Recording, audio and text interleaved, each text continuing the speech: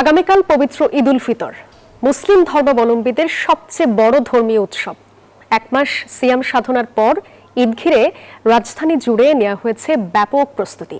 ঈদের নামাজ আদায়ের জন্য 2 সিটি কর্পোরেশন সহ বিভিন্ন স্থানে প্রস্তুত ঈদগাহ মাঠ। রয়েছে নারীদের নামাজ আদায়ের সুবিধা। কখন কোথায় অনুষ্ঠিত হবে ঈদের জামাত, জানাচ্ছেন রিশাদ হাসান।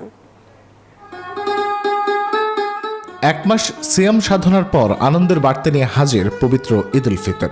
রাজধানী জুড়ে নেওয়া হয়েছে বিশেষ প্রস্তুত জাতীয় ঈদগাহ মাঠ।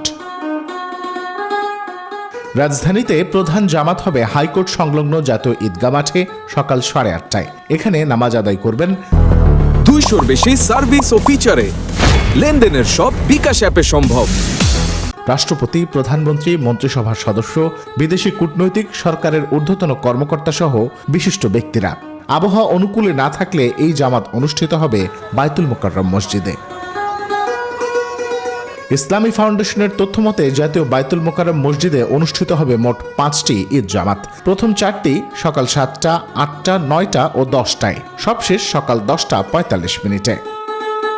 এছাড়াও জাতীয় সংসদ ভবনের দক্ষিণ প্লাজায় ঈদের জামাত অনুষ্ঠিত হবে সকাল 8টায়।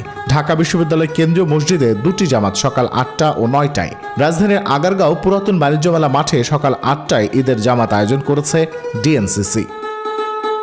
রাজধানীর বসুন্ধরা আবাসিক এলাকায় ঈদের জামাত অনুষ্ঠিত হবে সকাল 6:15 থেকে। বিভিন্ন ব্লকের মসজিদগুলোতে ঈদের জামাত হবে সকাল 6টা থেকে 9টা অবধি।